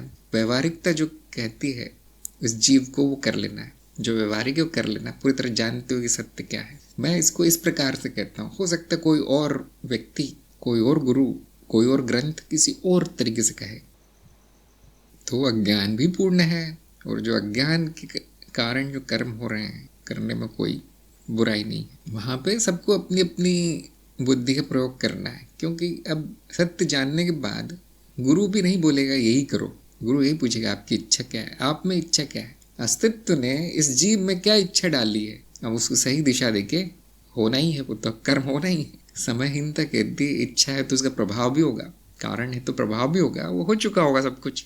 तो यहाँ पे ये कह देना कि नहीं नहीं यही करना अच्छा है, बाकी कुछ अच्छा नहीं है, तो फिर अज्ञान है, अज्ञान से आ रहा है। इसलिए सबको अपना अपना निर्णय लेना है। यदि किसी के प्रश्न हो तो पूछिए, नहीं तो मैं ऐसा ही बोलता जाऊंगा कुछ ना कुछ। पुनीत ने कहा, माया में विकास प्राकृतिक है, ज्ञान मार्ग उसे तेज कर देता है, विकास होने पर ही पता चलता है कि मैं पूर्ण नहीं था। हाँ जी ये जो विकास आदि हो रहा है उसको भी स्वीकार कर लेना है। तरुण यादव ने कहा है, क्या अपना सवाल बोल कर पूछ सकता हूँ? हाँ जी पूछिए। बड़ा आसान तरीका है कि ये जान लेना है कि कोई भी इच्छा अशुद्ध नहीं होती, ना वो व्यक्ति जो इच्छा कर रहा है वो अशुद्ध होता है, ऐसा कुछ भी नहीं, सब कुछ प्राकृतिक है। लेकिन आपको जब कर्म करते हैं आप उस इच्छा पे, उस समय ध्यान रखना है कि वो कर्म तो अशुद्ध नहीं हो रहा, कर्म तो कोई नुकसान नहीं कर रहा मुझे या किसी और को, इतना ध्यान रखना है। क्योंकि इच्छा तो आ गई है, वो जो संस्कार है, जो भी स्मृति में है, उससे जो भी उसकी गतिविधि है उसको हम कहते हैं इच्छा, उसमें कोई अशुद्धि नहीं होती। उसको पूर्ण करने के लिए क्या किया जा रहा है वो अच्छा या बुरा हो सकता है। तो मेरा सुझाव ये है कि रमन महर्षि की बात बिल्कुल सही है कि उनको बहुत ज़्यादा महत्व नहीं देना है। पहली बात तो जो काम का है उतना ही पूरा करना है। हाँ, खाने की इच्छा है, ज़रूरी है, खाना ही है। सारी दुनिया घूमने की इच्छा है, ज़रूरी नहीं है, नुकसान है बहुत बड़ा पैसे का। तो जो काम का आवश्यक है वो पूर्ण कर लेना है, जो अनावश्यक है छोड़ देना है। फिर वो अच्छा हो चाहे बुरा हो, चाहे आप उसको अच्छी इच्छा माने या बुरी इच्छा माने, छोड़ ही देना है। अब कर्म क्या करना है ये बड़े काम की चीज़ है। इच्छा तो आ गई तो हमेशा नैतिकता का मानदंड उपयोग करना है कर्म करते समय। नैतिक वो है जो अहिंसक है, जिसमें आपका या किसी और का कोई नुकसान ना हो, वो नैतिक है। इच्छा कोई भी हो, उसको अगर पूरा करना है तो अहिंसक तरीके से करना है, नैतिकता से करना है। आपको अपना मानदंड खुद बना लेना है कि क्या सही कर्म है। तो एक लिस्ट बना लीजिए इच्छाओं की, सभी इच्छाओं की लिस्ट बना लीजिए। फिर उसमें से वो काट दीजिए जो कि आवश्यक नहीं है, जो जिसके बिना भी जीवन बहुत अच्छा सुखपूर्वक चल सकता है। फिर जो बची हैं वो आवश्यक है। फिर उन इच्छाओं के आगे लिखिए कि सुंदर कुशलता से कैसे उसको पूर्ण किया जा सकता है। जैसे आपने कहा पैसे कमाने की इच्छा है, तो क्या वो बुरी इच्छा है? नहीं, वो तो इच्छा है बस। उस पर कर्म दो तरह के हो सकते हैं। अब या तो चोरी से भी कमाया जा सकता है, बैंक लूट के भी पैसे आ जाएंगे, और मेहनत से भी आ सकते हैं कि बहुत मेहनत कर ली, श्रम कर लिया। और भी तरीका, बुद्धि से भी कमाए जा सकते हैं। और एक और तरीका है सेवा से। आप सेवा करेंगे, लोग आपको पैसे से लाद देंगे, भर देंगे। अब आपको ही निर्णय लेना है कि सबसे सुंदर तरीका क्या है, मुझ में कितनी योग्यता है, और वो इच्छा पूर्ण कर लेनी है। ये व्यवहारिक उपाय है। ये नहीं सोचना है कि ये क्यों आगे मेरे मन में, वो क्यों आ गया। देखना है वो आवश्यक है या नहीं, और कितनी कुशलता से कर्म हो सकता है उस पर। अगर कर्म ऐसा किया जा रहा है जिससे कि बहुत लोगों का भला भी हो रहा है, तो सबसे अच्छा कर्म वही कहा जाएगा। फिर केवल मेरा हो रहा है, कोई बात नहीं, किसी का नुकसान तो नहीं हो रहा ना, स्वार्थ कहा जाएगा, लेकिन ठीक है। लेकिन बहुत लोगों का बुरा हो रहा है, उनका जीवन उजड़ जा रहा है, नुकसान हो रहा है, धोखे में आप रख रहे हैं, झूठ बोल रहे हैं, और अत्याचार हो रहा है लोगों पे, लेकिन मेरा फ़ायदा हो रहा है, मेरी इच्छा पूरी हो रही है। अब इसको नीचता कहा जाएगा। अभी स्वार्थ भी नहीं है स्वार्थ से भी नीचे चले गए। तो इस तरह से कर्म में अच्छा बुरा हो सकता है, इच्छा में नहीं। इस पे विचार करना है आपको, फिर आगे आपकी इच्छा है आपको जो करना है। कोई बात नहीं, सबके मन में थोड़ा बहुत दुख, थोड़ी बहुत चिंता होती है। उसको आप क्रिएटिव करना चाहते हैं, रचना कुछ करना चाहते हैं तो बहुत अच्छी बात है। तो इसमें मेरा सुझाव यही होगा कि वो आप लिखिए, कहानी बनाइए उसका अंत ज्ञान में और सुखपूर्ण बना दीजिए। जब कहानी अंत होगी तो उसमें सीख होगी, कुछ ज्ञान होगा और कुछ सुखदायी घटनाएं होंगी। तो जनता माया में भी नहीं फंसेगी, मनोरंजन भी हो जाएगा और आपकी कहानियाँ लोगों को पसंद आएंगी, सुनेंगे, सब देखेंगे। तो कुछ भी हो जीवन में, कोई भी घटना हो कोई भी अनुभव हो, उसको अच्छी दिशा में मोड़ा जा सकता है, उसका उपयोग किया जा सकता है। किसी के साथ कुछ बुरा हो गया तो भी उसका उपयोग किया जा सकता है। हर चीज़ का उपयोग होता है। तो अब आगे चलते हैं, काफ़ी लोगों के प्रश्न आ गए। तो अब ये सब कीजिए, इस पर थोड़ा सा मनन कीजिए, हाँ सोचिए और इसको अपने जीवन में उतारने का प्रयास कीजिए। फिर सत्संग में आगे बताइए कुछ समस्या आती है तो।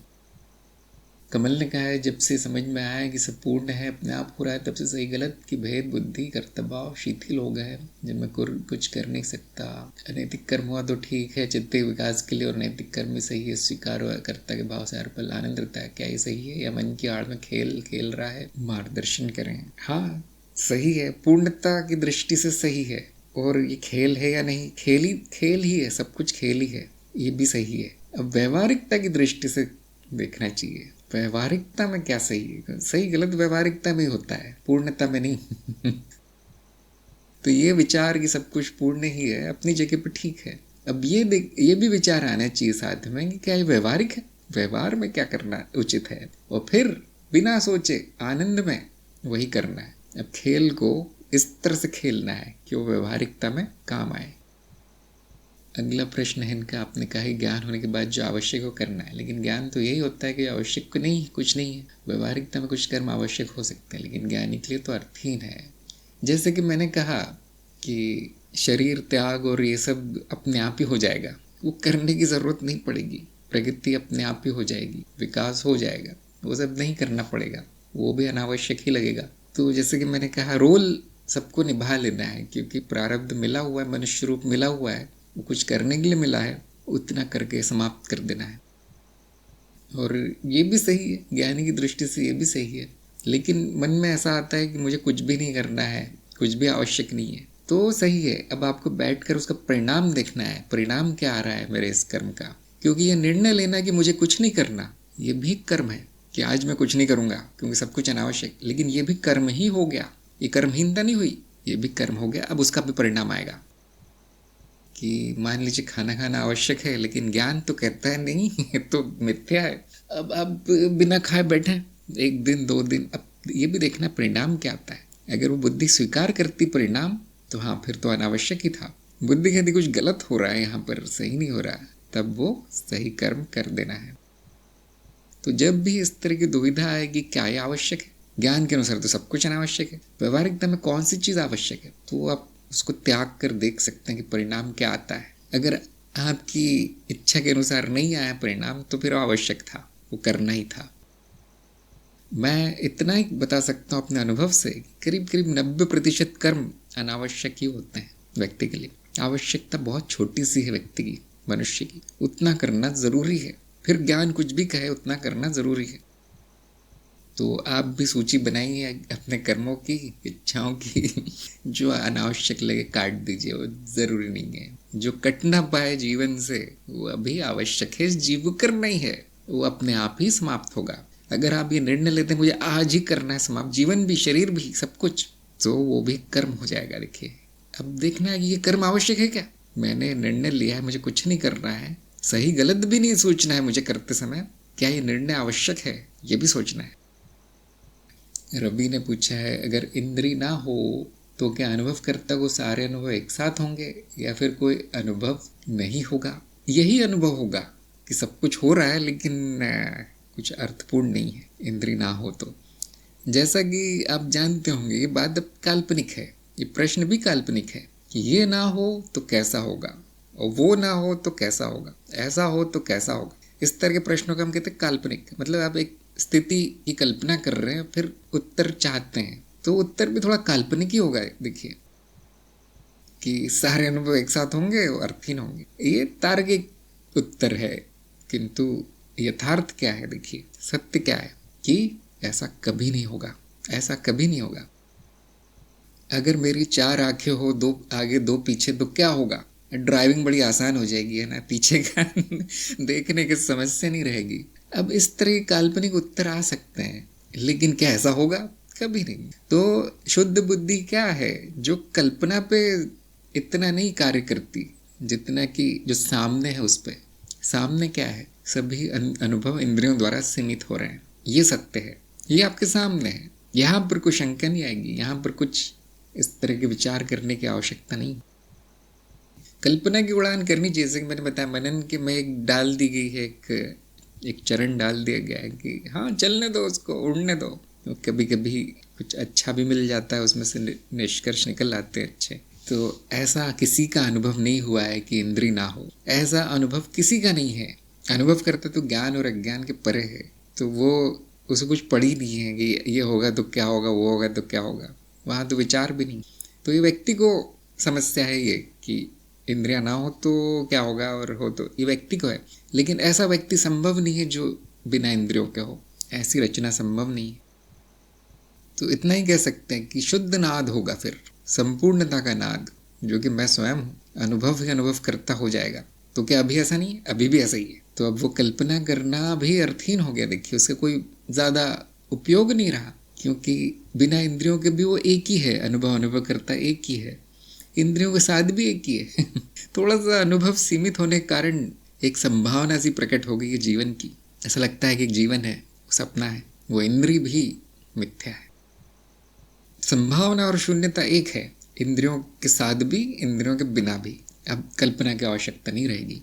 ये ज्ञान अप्रोक्ष हो सकता है, इंद्रियों के साथ भी हो सकता है। सौम्या ने कहा है इच्छाएं सारी पूरी नहीं करनी चाहिए, क्योंकि सारी इच्छाएं सही नहीं होती, किसी किसी इच्छा से कुछ लोगों का नुकसान होता है। क्या ये बात सही है? हाँ हाँ, जो व्यवहारिकता है हमारी, जो रोज की बुद्धि है, दिनचर्या, उसमें ये निर्णय लेना ठीक है कि कुछ इच्छा अच्छी नहीं है।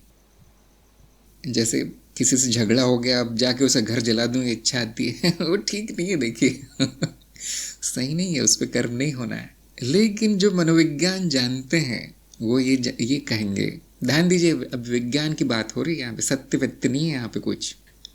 जो मनोविज्ञान जानते हो ये कहेंगे कि इच्छाएं निर्दोष होती है। जैसे अभी मैंने बात की झगड़ा वाली, तो यहाँ पे इच्छा क्या है? स्वयं की रक्षा की ये इच्छा है। ध्यान से देखिए उसको, गहराई में जाइए इच्छा की, कि विचार तो आया है कि मैं किसी का नुकसान कर दूं, उसके पीछे एक भावना है कि इससे पहले कि कोई मेरा नुकसान कर दे उसका कुछ इंतजाम कर दूं। मान लीजिए उदाहरण मात्र है। तो इसके पीछे जो इच्छा है, इस भावना के पीछे, वो आत्मरक्षा की है। आत्मरक्षा की इच्छा बुरी नहीं होती, ये इच्छा सबको करनी चाहिए। कोई भी ऐसा नहीं कहेगा नहीं मत करना, ये इच्छा अच्छी नहीं है, अपनी रक्षा मत करना, किसी और की तो बिल्कुल मत करना, तो ठीक नहीं है फिर। तो क्या होता है, कभी कभी इच्छा को भुला दिया जाता है और भावना या बुद्धि या विचार उसको इच्छा मान लिया जाता है। एक और मैं उदाहरण देता हूँ। किसी की इच्छा है कि परीक्षा में, जो आपकी स्कूल की परीक्षा होती है, उसमें मेरा पहला नंबर आए, तो सारी किताबें पढ़ता है, सब याद करता है, 2-3 महीने तैयारी करता है परीक्षा की, सब लिख के आता है। अब उसको पता है कि ये सब काम करना पड़ेगा, मुझे मेहनत है, ये सब है। लेकिन वहाँ असली इच्छा क्या है? असली इच्छा सफल होने की है। असली इच्छा सबको बताने की कि मेरी भी कोई कीमत है। वो इस कर्म के माध्यम से साबित कर रहा है, उसको पूर्ण करना चाह रहा है। ये असली इच्छा है। वो ऐसी प्रकट हुई है इस इच्छा के रूप में कि मेरा पहला नंबर आए कक्षा में, मेरी ये इच्छा। लेकिन वो विचार मात्र है, वो भावना मात्र है, वो कर्म की आप कह सकते प्लानिंग है, योजना बना रहा है वो कि मेरी इच्छा कैसे पूर्ण हो। तो बहुत बार ऐसा होता है कि व्यक्ति अपने विचारों को, अपनी योजना को, अपने कर्म को, जो विचार आए हैं मन में, उसको इच्छा मान लेता है, जबकि उसके पीछे कारण जो है वो सही इच्छा है, सही मायने में इच्छा है। असली इच्छा वो है जिसने वो विचार पैदा किया है। बहुत से लोगों की इच्छा होती है कि मुझे बहुत सारे कपड़े खरीदना है, गहने खरीदना है, ये वो। उसके पीछे इच्छा क्या है? क्या वो कपड़े गहने खरीदने की इच्छा है? नहीं, वो कर्म है, वो योजना बनाई है, विचार आया है। वो इच्छा क्या है? मुझे सुंदर दिखना है, ये इच्छा है। अब इस इच्छा की जड़ में भी जाया जा सकता है कि मुझे सब लोग मेरी तारीफ करे, मेरी कोई इज्जत करे, मुझे अच्छा पति मिल जाए जीवन सुखमय हो जाए। हो सकता है इसके पीछे ये इच्छा हो। हम इसे कहते हैं प्रजनन की इच्छा। कोई व्यक्ति सुंदर क्यों दिखना चाहेगा? यही कारण है। तो इच्छा बड़ी मूलभूत है। उसमें कुछ जैसे मैंने कहा, कोई मनोवैज्ञानिक कहेगा इच्छा निर्दोष होती है। इसी तरह से कोई अपराधी है, कातिल है, उसमें भी एक इच्छा होती है, वो भी पूरी तरह निर्दोष होती है। लेकिन उस इतना बिगड़ चुका है, वो इतना चित्त विकार आ चुके हैं कि अब हम बाहर से देखेंगे तो यही पता चलता है इसकी इच्छा तो अपराध करने की। शायद उसमें अंदर इच्छा हो गरीबी मिटाने की, अपनी रक्षा करने की, कुछ भी इस तरह की हो सकती। तीन ही इच्छा है मूलभूत प्रकृति में: वृद्धि, प्रजनन, सुरक्षा। इसको हम रक्षण, भक्षण, प्रजनन भी कहते हैं। इसको हम कहते हैं उत्तरजीविता। तीन ही हैं, वो कई रंगों में प्रकट हैं। सबको बैठकर ये विश्लेषण करना चाहिए। देखिए, इच्छाओं का खाता खोल देना चाहिए किसी दिन पिटारा, देखो मेरी इच्छा क्या है। ये तीन ही मूलभूत है। जिसको आप इच्छा कहते हैं आम भाषा में, दिनचर्या में, आपके दैनिक जीवन में, वो सारे विचार, सारी भावना इन तीन से निकली हैं। इसमें सबसे प्रबल प्रजनन है। बहुत लोगों को विश्वास नहीं होगा जिसने नाद विज्ञान पढ़ा है, जिसने मनोविज्ञान पढ़ा है, वो जानता है। अभी सोमवे अगर तो शुरुआत है मुझे लगता है अध्यात्म में, आप तो पहली कक्षा में है, तो चिंता की बात नहीं है। अगर किसी दिन आपके मन में कोई विचार आता है, आपको लगता है ये मेरी इच्छा है, और आपको ये भी समझ में आता है कि ठीक नहीं करना, तो बिल्कुल नहीं करना चाहिए। फिर ये आम जीवन का स्तर है। लेकिन हाँ, क्योंकि ज्ञानी जन जो है इससे संतुष्ट नहीं होते हैं, उनको उसी गहराई में जाने की इच्छा होती है। इच्छा की गहराई में जाने की इच्छा, ज्ञान की इच्छा। अंत में हम देखेंगे व्यक्ति दो ही कारणों से कर्म करता है: सुख और मुक्ति। यह अंतिम वाक्य है इस तरह की हर विषय का, इच्छाओं के विषय का, जीवन के विषय का, वासना पूर्ति के विषय का। अंतिम वाक्य यही है कि जीव वो क्यों करता है जो करता है, कर्म, सुख और मुक्ति। हर इच्छा के पीछे यही है, यही कारण। नहीं तो इच्छा भी नहीं आएगी। इच्छा शब्द इतना बड़ा है कि इस पे 2-3 किताबें लिखी जा सकती है। और शायद मैंने इतना बोला है इसके बारे में कि अगर आप इसको लिखित में करना चाहे तो 10 किताबें बन जाएंगी आराम से। मैंने बोला है। और अगर बाकी बड़े बड़े गुरुजनों की आप बातें उसमें जोड़ देंगे तो लाइब्रेरी बन जाएगी। तो देखिए, वो जो विज्ञान है वो कितना बड़ी चीज़ है, वो मतलब छोटा नहीं है, उसका विस्तार अनंत है। ज्ञान बारे में हम कहते हैं माया है, सो जाओ आराम करो जो पूरी होनी वो पूरी हो जाएगी, जो नहीं होनी नहीं होगी। वो इसको सरल कर दिया गया है ज्ञान मार्ग में। अब झंझट नहीं है ज़्यादा। पेश करने का है दृष्टा ही दृश्य है, विस्तृत जानकारी दें। इसे हम कहते हैं अद्वैत का ज्ञान और एकता का ज्ञान। दृश्य है और दृष्टा है, ये बात तो स्पष्ट है। एक कैसे है, उसके लिए अप्रोक्ष अनुभव और तर्क का प्रयोग करना जरूरी है, क्योंकि वो दिखेगा नहीं, एक कभी नहीं दिखेगा, लेकिन जाना जाएगा। कैसे जाना जाएगा? ज्ञान मार्ग पे चलना पड़ेगा, गुरु का अब निर्देश मानना पड़ेगा। अगर मैं अभी बताऊं तो उसमें 1-2 घंटे निकल जाएंगे। तो पेशकर को मैं लिंक देता हूँ, आपको पूर्ण ज्ञान लेना चाहिए। ऐसा 1-2 वाक्य में कुछ नहीं होता। ये एक लिंक है। अगर आपको इससे कुछ जमा नहीं तो मैं दूसरा देता हूँ। ये त्रिज्ञान कार्यक्रम है, इसमें आपको कोई सामने बैठ कर समझाएगा एक कैसे है सब कुछ। और वो तब तक समझ में नहीं आएगा जब तक आत्मज्ञान नहीं हुआ है। जिसको आत्मज्ञान हुआ है वही जान पाएगा कि सब कुछ एक क्यों है। इस एकता को ही हम ब्रह्म कहते हैं। ब्रह्म ज्ञान उसको कहा गया है, एकता के ज्ञान को। तो आगे बढ़िए। आपके मन में ये प्रश्न आया है तो मतलब शुभ संकेत है, अब प्रगति हो सकती है। जानकारी दी गई है आपको। ऐसा कुछ भी नहीं जो छोड़ दिया गया है बोधिवार्ता में। हमारे तरह तरह की जो सेवाएं की जा रही हैं यहाँ पर, चलाई जा रही हैं, अब आपको बस लाभ उठाना है, उसका ले लेना है।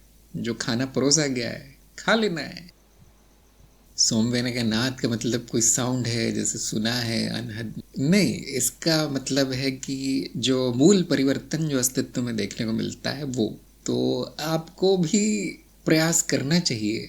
अगर आपको ये सब जानना है तो विधिवत चलने का प्रयास करना चाहिए। आप निर्णय लीजिए मुझे मार्ग पे चलना है या नहीं, और मुझे बताइए, हम आपको चला देंगे। ऐसे एक दो वाक्य में शायद ही कुछ समझ में आता है। अस्तित्व में जो मूलभूत परिवर्तन है उसको नाद कहेंगे। लेकिन जैसे मैंने कहा कि ये वाक्य सुन के आपके प्रश्न और खड़े हो जाएंगे, 1000 प्रश्न कि अस्तित्व क्या है तो बताएं, उसमें नाद कहाँ से आ गया, ये तो बताया नहीं, तो फिर ये साउंड क्या है, ये आवाज़ क्या है, फिर उसको क्यों नाद कहते हैं, ये अनहद क्या है, कौन से मार्ग का है। तो इसलिए विधिवत चलना बहुत ज़रूरी है। कमल कुमार ने कहा है, विषय सरल नहीं लगता, क्या चित्त की इस अवस्था में अनैतिक हिंसक कर्म होना ही आवश्यक है। इस अवस्था में बुद्धि का समर्पण हो जाता है, जो हुआ सब सही हुआ, तब स्वीकार भाव में ही शांति प्राप्त होती है। ये तो कर्म होने के बाद की बात है कि जो हुआ सही हुआ। कर्म होने के पहले साक्षी भाव में आना ज़रूरी है। अगर आप साक्षी भाव में आ जाएंगे तो वो कर्म नहीं होगा। साक्षी भाव में ये भी पता चलेगा कि ये जो इच्छा आ रही है, जो नैतिक अनैतिक जो भी है, वो भी मिथ्या ही है। और ये भी पता चलेगा कि वो आवश्यक है या नहीं। सरल क्यों नहीं लग रहा है? क्योंकि साक्षी भाव नहीं है आप में। कुसंस्कारों का चित्त में होना बुरी बात नहीं है, लेकिन अंधकार में होना वो बुरी बात है। वो तो जब जाएगा तब जाएगा, जो भी दोष है चित्त में जब जाएगा तब जाएगा, वो स्वीकार भाव है। हाँ, लेकिन उस पर कर्म हो जाए तो मतलब साक्षी भाव नहीं रहा। फिर एक आध बार ऐसा भी होगा कि कर्म भी हो जाएगा, साक्षी भाव चला जाएगा, अब कोई बात नहीं, अब फिर से स्वीकार।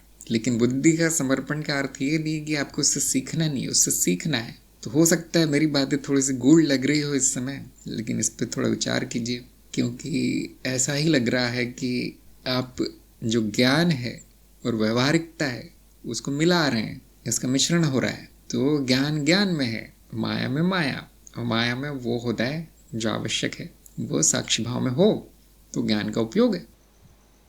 जब ऐसा कर्म हो जाए जो कि सही ना लगे कि ये ठीक नहीं हुआ, तो हाँ, वहाँ पे स्वीकार करना भी अच्छा है कि ज्ञान तो ये कहता है कि वो सब तो मिथ्या है, मैं तो करता ही नहीं हूँ, करता तो है नहीं, ना नैतिक है ना अनैतिक है। ये विचार आना बहुत अच्छी बात है। अब बुद्धि भी चलानी है यहाँ पे कि व्यवहारिकता में क्या ये ठीक था। अब सीखना है कि हाँ, अगली बार ये ना हो। इसको हम कहेंगे पूर्ण ज्ञान। अर्ध ज्ञान क्या है कि ये मान लिया गया कि यहाँ सब कुछ ठीक है, अब जो हो रहा है बिल्कुल सही है, नैतिक अनैतिक का क्या करना है, ये अर्ध ज्ञान है। वो पूर्ण कब होगा? जब वो व्यवहारिकता में भी प्रयोग हो, व्यवहारिक ज्ञान भी प्रयोग करना है आपको। तो कमल का यही लग रहा है कि अभी वो ज्ञान का फल पका नहीं है, अभी तक थोड़ा सा द्वंद्व चल रहा है उसमें मन में। ज्ञान ये कहता है, व्यवहारिकता कहती है कौन सा वाला सही है? दोनों सही है। मैं ब्रह्म हूँ या मनुष्य हूँ, ब्रह्म वाले कर्म करो या मनुष्य, दोनों करो। तो देखिए, संतुलन जरूरी है, संतुलन बनाना जरूरी है। उसके लिए बुद्धि अच्छी होना, शुद्ध बुद्धि होना आवश्यक है। सीकर ने कहा है, यदि आपके मन में कोई विशेष विचार बार बार आता रहता है, इससे निपटने के क्या तरीके हो सकते हैं? उदाहरण के लिए, सम्मान के कारण आपने किसी अप्रिय टिप्पणी बहस का जवाब नहीं दिया, लेकिन बाद में आप जो कह सकते थे बार बार आपके दिमाग में आता रहता है। साक्षी भाव, विचारों में क्या बुराई है, आने दो बेचारे, साक्षी भाव रखिए कि हाँ, ऐसा आ रहा है, ये चित्त ऐसे ही कार्य करता है। एक बार वीणा के तारों को छेड़ दो तो थोड़ी देर तक वो तो झंझनाते रहते हैं, वैसा ही चित्त है। एक बार नाद शुरू हो गया तो वो उसमें गूंजता रहता है थोड़ी देर। इससे निपटने का एक ही तरीका है कि उसको गूंजने दो, अपने आप नष्ट हो जाता है वो, कितनी देर चलेगा। साक्षी भाव एक ही तरीका है हर चीज का, एक हर रोग की एक ही दवा है, साक्षी भाव। अगर वो परेशान कर रहा है आपको विचार, तो इसका अर्थ है कि उस व्यक्ति के पास कुछ और करने के लिए है नहीं उस दिन। खाली दिमाग है, तो वो गूंज रहा है खाली बर्तन की तरह। अगर आपके पास कोई महत्वपूर्ण कार्य है, तो आप क्या वो अप्रिय टिप्पणी और ये सब सोचते रहेंगे? क्या वो कार्य नहीं कर लेंगे? पहले जो जरूरी है, महत्व है जिसका, वो विचार नहीं आएंगे कि महत्वहीन विचार आएंगे? तो जिनके जीवन में कुछ नहीं होता, वो छोटी छोटी बातों, मतलब दिन भर, हफ्ते भर, महीने भर परेशान रहते हैं, और कुछ है ही नहीं उनके जीवन, खाली है। वो एक जरा सी गूंज भी शोर बन जाती है, जैसे गुफा होती है ना खाली, उसमें आप ताली बजाएंगे तो कितनी देर बजती रहती हो, तो जब वो विचार आ जाए, देख लीजिए अब वो उससे क्या उपयोग है। उपयोग नहीं है, अपने काम में लग जाइए, जो उपयोगी काम है उसमें लग जाइए। ये दूसरा तरीका है। फिर से आएगा, फिर से साक्षी भाव में, क्या ये उपयोगी है जो आया है? उपयोगी क्या है? मुझे कौन सा काम करना है जो उपयोगी है? इसको हम कहते हैं साक्षी भाव। पहरेदार की तरह होता है साक्षी साक्षी भाव, जो मन में चलने वाली जो उल्टी सीधी घटनाएं हैं उनको व्यवस्थित कर देता है। जैसे कहीं भीड़ लगी है, लोग धक्का दे रहे हैं एक दूसरे को, कोई भाग रहा है, कोई गिर रहा है, लेकिन पुलिस वाले आता है तो सब लाइन में खड़े हो जाते हैं। अनुशासित, नियंत्रण, ऐसा ही साक्षी भाव है। जब वो आता है तो सारा चित्त लाइन में खड़ा हो जाता है, अनुशासित चलता है, नियंत्रण में चलता है। तो ध्यान दीजिए, चरण 4 की साधना क्या कहती है कि चित्त पर संपूर्ण नियंत्रण इन प्रयोगों का लक्ष्य है। कैसे आएगा नियंत्रण? साक्षी भाव से आएगा। तो एक आध बार उसमें कुछ अनियंत्रित चल जाएगा तो बच्चा समझ के माफ कर देना कि ये तो मैं नहीं हूँ चित्त तो मैं नहीं हूँ, और ये भी बच्चा है, छोटा सा है, मनुष्य रूप में भी इतना बड़ा नहीं हुआ है अभी। उसमें इस तरह की शैतानियां चलती रहेंगी छोटी मोटी। क्या होता है उससे? क्या फर्क पड़ता है? जीवन के लिए पूरी तरह से बेकार है। देखिए मेरा उद्देश्य क्या है, इस जीवन का उद्देश्य क्या है, उससे संबंधित विचार आ रहा है तो ठीक है, अच्छा है। जो मेरा जीवन में उद्देश्य नहीं है उसके संबंध में विचार चल रहे हैं तो समय नष्ट हो रहा है। फिर सीकर ने कहा है, यदि किसी साधक के पास किशोर बच्चा है जिसे गलती से पहले इंडॉक्ट्रिनेटेड, इसे और न बढ़ाने के लिए क्या कदम उठाए जा सकते हैं? उसके बड़े होने का इंतज़ार कीजिए। जब उसमें इतनी समझ आ जाए सही गलत जानने की तो बता सकते हैं। खुद ही समझ जाओ अब, क्या जो तुम सोचते हो क्या वो सही था, क्या वो किसी और ने भरा था मन में। जब तक वो छोटा है तब तक शायद समझ नहीं पाएगा, तब तक जो उसको समझा दिया गया है वो उसी को सत्य मान लेता है। बाल बुद्धि।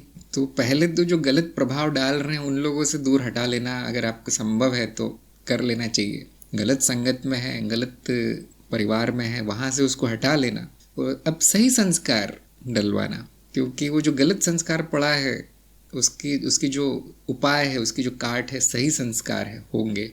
लेकिन जो पुराना पड़ गया है शायद वो उसको इतनी जल्दी छोड़ न पाए। जब वो बड़ा होगा तो अपनी गलती स्वयं जान जाएगा। तो सही संस्कार क्या है? सोच विचार के प्रमाण के साथ ग्रहण करना या ग्रहण ही ना करना, अपने अनुभव के अनुसार चलना। अगले जो संस्कार हैं वो आप सही पड़ जाएं इसके लिए कुछ प्रयास कर सकते हैं, वहाँ गलत जगह से हटाकर सही संस्कार देकर पुराना उसको स्वयं उसको सिखा सकते हैं कि प्रमाण का प्रयोग कैसे करना है, आदि आदि इतना सिखा सकते हैं। फिर वो बाकी कार्य खुद कर लेगा। नहीं करता, विफल होता है इसमें, तो आपको सहारा बनना है बस, कि वो नुकसान न कर ले कुछ अपना उस चक्कर में, अपने संस्कारों के चक्कर में उस पर कर्म न कर दे। कर्म कर दिया तो कुछ बुरा फल ना आ जाए, उस सहारा ही बन सकते हैं। आप अज्ञानी का अज्ञान अगर दूर न कर पाए तो बस उसको सर्वनाश से बचा सकते हैं, इतना किया जा सकता है। तो यहाँ पर आज की सत्संग समाप्त करते हैं। सभी के सत्संग में आने के लिए बहुत बहुत धन्यवाद। हम फिर से मिलेंगे अगली बार। नमस्कार।